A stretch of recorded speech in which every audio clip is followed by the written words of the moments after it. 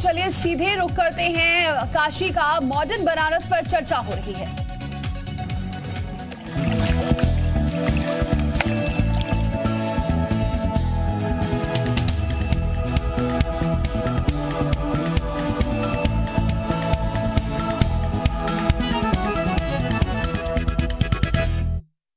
विकास हो रहा है तो उसी मुद्दे पे तो पहली बार हम जहां बैठे टेंट सिटी, ये पहली बार लगा है। आप भी यहाँ पहली बार कार्यक्रम कर रहे हैं। इसके पहले किया हमने नहीं, हमारी जानकारी में तो पहली बार ये टेंट सिटी है। मैंने किया था मुख्यमंत्री अच्छा, हो सकता है आपने किया होगा, लेकिन ये पहली बार ये टेंट गड़ा हुआ है, ऐसा हमको है ना, पहली बार गड़ा है। तो ये टेंट सिटी लगा। अब जो चीजें आप बताना चाहते हैं हम उसको इग्नोर कहाँ कर रहे हैं। हम तो कह रहे हैं कि आप चलिए भोलेनाथ के मंदिर पे, वहां विकास हुआ है, हम उसको इग्नोर नहीं करते। बनारस एयरपोर्ट से आ जाइए, बाबतपुर से बनारस उसको कहते हैं, लेकिन बाबतपुर से आप आ जाइए, सड़कों का विकास हुआ है। आवश्यकता नहीं, आवश्यकता उत्पत्ति की जननी है। कांग्रेस के जमाने में सिंगल सड़क से लोग चल लेते थे, उसके बाद जब सरकारें बनी तो डबल हुई, 4 लेन हुई, 6 लेन हुई। आवश्यकता ही उत्पत्ति की जननी है। अगर आप विकास के साथ है तो यानी 2024 में भाजपा के साथ जा रहे हैं। देखिए सदुआ बाबा कह रहे हैं जाना ही पड़ेगा। देखिए, आप जिस विभाग से आते हैं, हमारा विभाग अलग है, आपका विभाग अलग है। दोनों लोगों का विभाग अलग, पीला एक है, कह रहे हैं पीला पीला एक है। आपके आने से पहले स्वागत करते हैं, हम उनका स्वागत करते हैं। आने से पहले हम स्वागत करते हैं, मैं हूं, हम आपकी बातों का स्वागत करते हैं। लेकिन इसी बनारस में 6 यूनिवर्सिटी है, 6 यूनिवर्सिटी है। 6 यूनिवर्सिटी क्या बीजेपी के सरकार में खुली है क्या?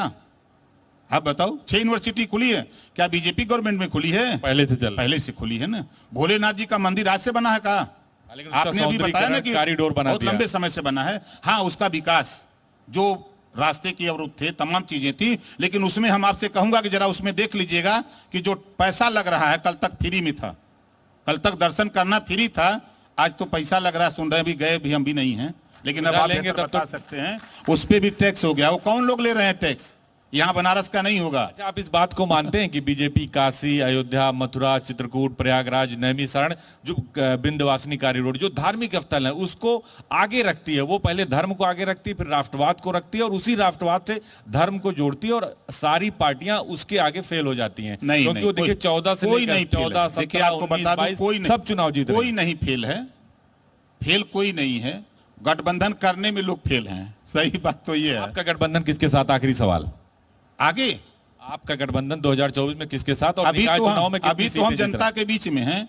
आधी आबादी महिलाओं की है, उनको भी समझा रहा हूं कि देश के नेता नारा लगा रहे हैं कि महिला सशक्तिकरण, महिला सुरक्षा, बेटी पढ़ाओ बेटी बचाओ की बात हो रही है।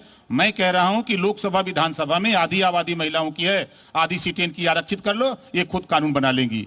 नौकरियों में आधी सीटें आरक्षित कर दो, चाहे वो प्राइवेट हो चाहे सरकारी। जब हमारी बहन बेटियां दरोगा बनके, सीओ बनके, एसपी बनके, डीआईजी बनके निकलेंगी, वर्दी पहन करके, रिवाल्वर लेकर के और गाड़ी में बैठ करके फोर्स लेके निकलेंगी, तो उनके ऊपर अपराध करने वाला प्रदेश छोड़ करके नहीं, देश छोड़ करके भाग खड़ा होगा। अपराध कार्रवाई हो रही है। 8000 लोगों को सजा दिलाई है सरकार ने, जो महिलाओं के प्रति अपराध कर रहे थे। सजा न दिलाई है, कानून बनाने में क्या दिक्कत है? आधी आबादी लोग बोलते हैं ना, आधी आबादी है ना, तो इनको आधा हिस्सा क्यों नहीं देते हैं? आप बनारस में 26 थाने हैं, ये लड़ाई लड़ेंगे आप? बिल्कुल। हम अवैया मेरे 5 मंडल में महिला सम्मेलन किया, और महिला संचालन, महिला भाषण, महिला श्रोता, हमने कहा ललकारो हिस्सेदारी के लिए। बहुत दिन पुरुषों ने आपको लूटा है, अब आप तैयारी करो। एक छोटा सा सवाल, फिर हमारा समय समाप्त हो चुका है। 2024 में आप अपनी लड़ाई किससे मानते हैं? अखिलेश यादव से, बीजेपी से, मायावती से, या राहुल गांधी? हमारी लड़ाई किसी से नहीं है। हमारी विचारधारा हम जनता के बीच में पहुंचा रहे हैं कि जनता अपने हक के लिए लड़ो। रोटी, कपड़ा, मकान, शिक्षा, दवाई के लिए आप लड़ो। ना आपको धर्म से शिक्षा मिलेगी, ना किसी नेता के पीछे भागने से शिक्षा मिलेगी। आप अपने बच्चों को बेहतर शिक्षा कैसे मिले, इस पे जरा सोच करके तब आप राजनीति में वोट देने जाओ। आपको रोजगार कैसे मिले, आपको नौकरी में हिस्सेदारी कैसे मिले। हाई कोर्ट ने 69,000 शिक्षक भर्ती में लगाया ना आरोप।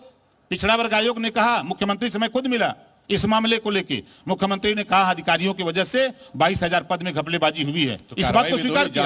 हाई कोर्ट ने कहा ना, क्यों हुआ ऐसा? पिछड़ों के साथ ही खाली अन्याय क्यों हो रहा है? क्या कारण है? सवाल मैं आपसे करता हूं। यानी- हाईकोर्ट ने मुहर लगा दी ना। यानी यूपी में पिछड़ों की राजनीति नहीं, इसमें पिछड़ों चरम की पर नहीं, है। सारे दल पिछड़ों पे जा रहे हैं। आनंद तिवारी यहीं बैठे हैं। देखिए अभी मेयर का चुनाव लड़े, आप चलिए जो हम लखनऊ दिखा दे, आप देखिए वहां अलका पांडे चुनाव लड़ी। ऐसा थोड़ो है, हमारी विचारधारा से जो ब्राह्मण में पिछड़े हैं, राजपूत में पिछड़े हैं, वो मियार में पिछड़े हैं, सब जितने पिछड़े हैं सब ओम प्रकाश राजभर के साथ है। बहुत बहुत शुक्रिया हमारे साथ बातचीत के लिए, जी मीडिया पर अपना समय देने के लिए। ओम प्रकाश राजभर थे। देखिए बेबाकी से इन्होंने सारे सवालों का जवाब दिया। बहुत बहुत शुक्रिया सर। Thank you. बहुत शुक्रिया आप दोनों का हमारे साथ इस चर्चा का हिस्सा बनने के लिए।